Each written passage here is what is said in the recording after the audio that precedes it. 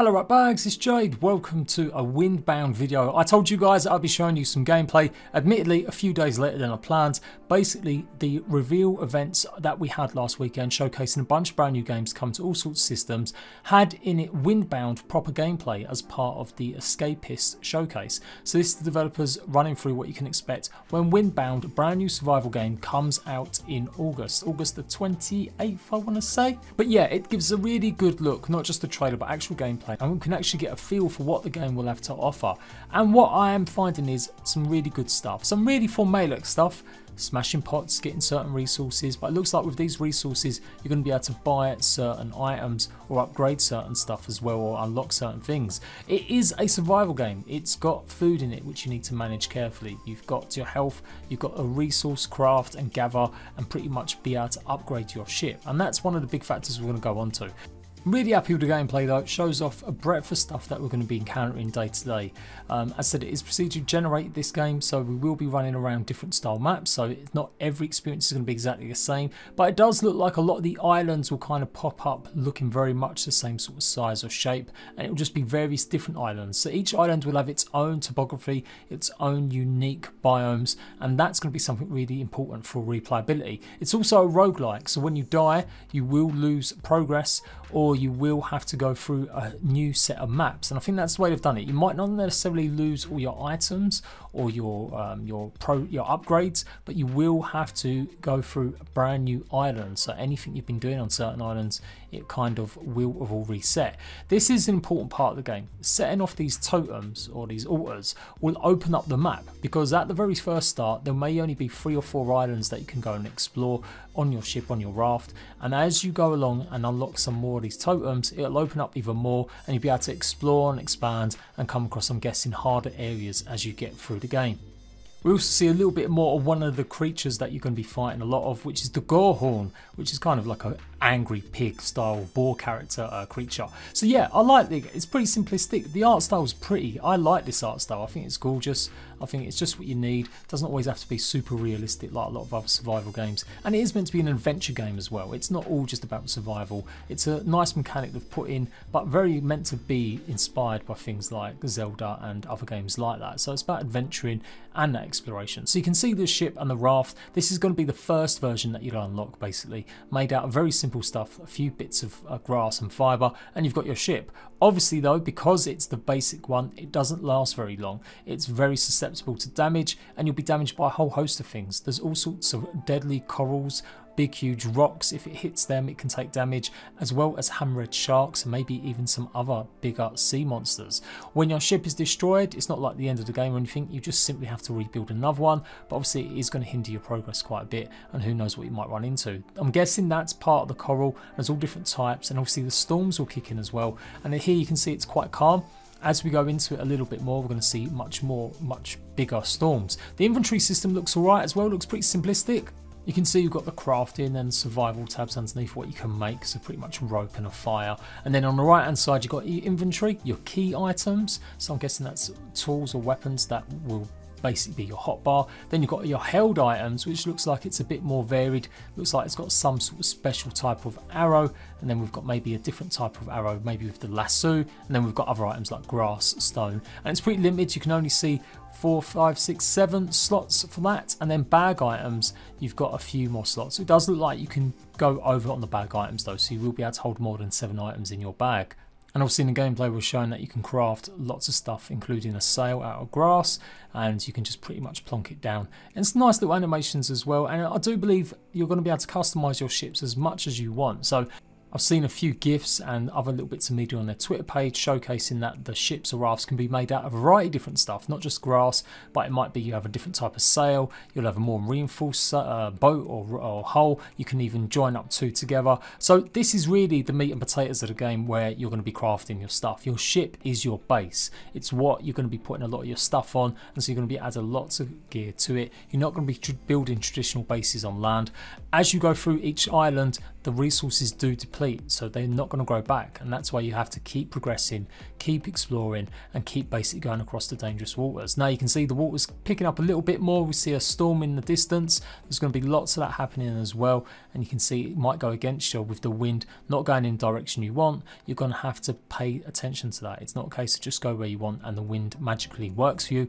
You are going to have to think about whether or not it's worth it with the wind going against you and how quickly a storm might roll in.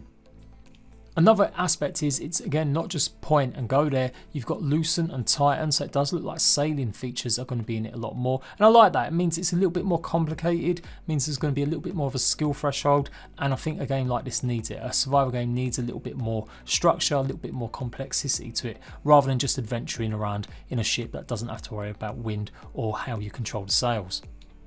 As you can see, there's a full day and night cycle as well. It has become night time, the moon's in the distance, and we've landed on this quite foreboding island filled with just these big huge rocks and another pillar. It does look like as you go in, the environments will change and adapt to you, and this is kind of environmental storytelling, how it's going to work out. It will just work for you to get across a land bridge once you've activated another little portal. I hope there's more puzzle elements to this. Maybe there's an element of having to find something first to activate that pedestal, or just have something to make it a little bit more complex rather than just simply pressing one button and getting access to it. I mean, it's fine, it does the job, adds a bit more suspense and get into that big apex, but I definitely think it could have been done with a little bit of a puzzle element. Even if it's only something like 3 blocks, you choose which block does what or match symbols, etc. This does seem a little bit too simplistic.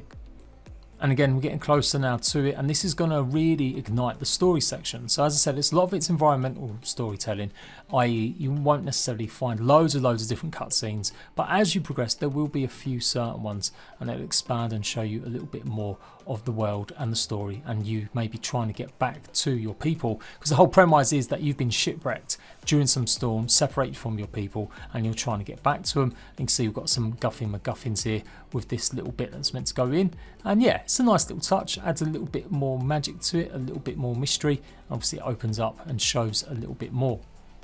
So we're in the story section now, where it kind of highlights your journey, or it highlights the story segments you found, and it's going to kind of appear in hieroglyphics on this. So I like this idea as well. I think this is pretty cool. Give a bit more of that backstory, but I don't think these are going to be peppered all the way through the game. It'll only be very few and far between when you activate this, although I'm not too sure. But as I said, I've seen a few interviews with the developers, and during this they talk about environmental storytelling being the main factor rather than actual lots of cutscenes or lots of dialogue. What these little bits do show though is, even if the creatures look very different, is there's going to be some big creatures in the game underwater. You can see they're huge, look like some mad, I don't know, some big huge jellyfish style with their 2 little tendril legs underneath them. And we've got the first crossing rejection, some sort of jargon coming from devs there, I guess explaining parts of the story, the journey you're going to go through. Again, I really like the ruins and these locations, and as I said, a lot of this will be procedurally generated, but it does look like these same beats will be in there. So the map will have these 4, 5, maybe 6, even more locations, and then all around it the rest will kind of be procedurally generated, or tile sets that would be different. Developers did say in this interview that they came across this idea purely just for testing. They wanted to see what would happen, and then they ended up sticking with that proceduralness because it just meant a lot more for the gameplay. And look, that's one of the creatures, I guess, that was on the hieroglyphics. Definitely looked like some bit of a crusty creation, some sort of kraken underneath the waters. You can see the rocks in the waters here jutting out. You do not want to go into them, as that's going to proper damage your ship. I guess they're trying to just show. The raft is going pretty fast as well, like that. It's just skimming along nicely, and you've got to make sure you're guiding it right as we go through. So yeah, more of this stuff as well, a bit more complexity, a bit more difficulty getting your ship across certain areas. That's going to be really cool and interesting, especially with the storms kicking in as well. Eventually in the gameplay shown, you get to this big massive portal, and this is pretty much what you're going to go through, and I think it will lead to another area, or it's going to lead to the next story beat.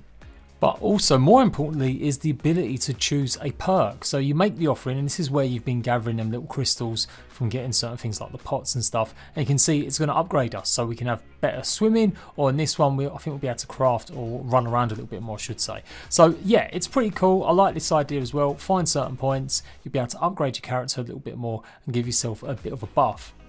Now the game is going to be a single player experience. There's no co-op plan as far as I know, there's no multiplayer, but I don't mind that. Like I say many times before, I don't think every survival game needs to be this big huge server based thing where there's loads and loads of players going on. I think it's quite nice just to play a game like this on your own, especially if it's got replayability, because it is a bit of a roguelike, or it has got that procedural generatedness to it to give it a little bit more, and I think that goes well with survival games. You're expecting stuff to happen, and that's part of the biggest thing. So here we go, we've got Blessing as well. That's how we just earned it, and now we're going to actually take it. So again, a little bit more complicated, just to add the real emphasis that you're gaining something here. Obviously I'm shortening this a little bit because I don't want to be here 22 minutes talking over it, but yeah, we go through the portal and then that's it. That's your first attempt at getting a upgrade and progressing the story, the first part of it. So we're back on the open seas and we can pretty much go where we want. It's really colourful. I really like the look and the vibe of it. We're going to go ahead and start crafting a bunch of items, including I think it's a rope arrow as well, and we've got a grass sling, and there's a variety of different items. So you can get upgrades, you can get like a bone arrow, proper bone spear, and get the best versions of them once you get enough resources, or find, I think it's blueprints or something along them lines to unlock them. I could be wrong on that though. As you can see by this pebble, rocks aren't going to be absolutely everywhere. There's a few that are laying around, but you're not going to be able to go and demolish every single rock or boulder and get loads of stone from it. So this is how you can really see a lot of these islands becoming limited with resources. So we've got a razorback. This is one of the creatures obviously you'll be fighting. Again, looks a little bit more friendly, cute than the other sort of boar pick we saw earlier. Gameplay's alright. It's got the defense, it's got the stance where you've got to dodge out of the way, and I like that as well. Obviously you're not expecting too much. This isn't Dark Souls. Very distinct health bar above the creature. 4 blocks or whatever it is. 1 block, 1 hit is taking a good chunk of that away, and it's going to be pretty easy. But some of the creatures later on have got much bigger health bars, and you can see it's got a range of attacks you're going to have to dodge and think about how to defeat them. Now there's no skinning it alive like Red Dead Redemption. You will just simply get the bones, the skin and the meat from it just by prodding at it, which is pretty good. I imagine they wanted to keep their age rating in line, as well as the art style. I don't think it would blend very well cutting away at a boar. But yeah, you can see now we can make a few more things, and I've been able to craft a bone shovel. So resources like bamboo are going to be important as well. Gathering that means you're going to be able to upgrade and craft more stuff for your raft. You can see the bamboo hull and the bamboo mast, so you can pretty much make your whole ship out of bamboo. I imagine it would be lighter but more sturdier as well, or maybe not lighter but certainly sturdier than grass. And just the environment's good. Like we've gone from just a nice beach, the sun's coming down, but we've got this autumnal feel to it. Pretty much just running around gathering all the resources like the thick grass, and it's starting to rain as well. So it's got weather effects as too, and them storms are going to roll in over the land by the looks of things as well. The habitual mushroom, where would we be without mushrooms in survival games? They're pretty much the staple of all food, alongside obviously hunting and getting meat, but mushrooms are like your go-to. I wonder if any of them have any magic moments eating all these mushrooms. But yeah, I really like the art style, it's really cool. Again, got another enemy type that looks more like a smaller pig. So there's like 3 different sizes of pig or boar there. Or I know the first one really wasn't a pig or really wasn't a boar, but it had the same sort of shape and same sort of style. Cooking would obviously give you the buff that's going to replenish your food, but also replenish your health. So it looks like that's the only way to replenish your health. It isn't going to just regenerate over time. You are going to need to eat something to do that. And the demo kind of nearly finishes off with upgrading the raft and showing that you can pretty much just do what you want with your raft here. You're not going to have to start all over again. You'll just simply add bits to it. So adding pontoons to the side to make it bigger. And I like this. Like if they really go all out with the customization so people can build, even if it looks a bit outlandish and silly, don't have too many limits on this. Let people build a 5 pontoon style massive barge. That would be really cool. Or make people be able to build these huge sail ships. That would be interesting. If you can make a massive large one, that would be really cool. I mean, if it's going to be the main base part, it's really where you're going to be bringing your stuff back to time and time again. You need to be able to customize it as much as you want. Other games like the Raft have that ability where you can pretty much do what you want with it, and you can make it all outlandish shapes, and I think sometimes it might detract a little bit from the immersion, but for sure I still think there's definitely lots of ways you can customize something like that. It's important. Now facing off against a much more dangerous creature, the Planestalker, which is pretty much Bambi with horns. You can see it's got a swipe attack as well as a little bit of a jump and moving around, and a charge or a jump charge attack, and there you go, you're getting behind it. So yeah, pretty bog standard combat, but it's okay. Again, I'm not expecting Dark Souls level of nuance with it or anything like that. I think this is just about right for the art style, and it's still obviously a challenge. the creature's not exactly that easy to hit. It's still going to be dodging out the way of you, and it'll still be running for you and trying to get in close. As all good games show with survival, your weapons will degrade over time, so you're going to either have to repair them or replace them. You can see running away from it, getting it in line. Who's going to win the last shot? And nearly took me out as well, which was cool. Well, I say me, I'm not actually playing this game, but it felt like it then watching it. But yeah, interacting with it, getting more resources, and some of the resources you're going to need to craft and do certain more things with. So it's important. It's not just about giving you food, but you are actually going to need some of this stuff if you want to upgrade certain things. Windbound is out on the 28th of August. I'll be here with giving more information. Hope you've enjoyed it. Remember, I'm the home for survival games. Xbox, PlayStation, PC, you name it, I'll be talking to you guys all about it. Until next time, Ratbags, laters.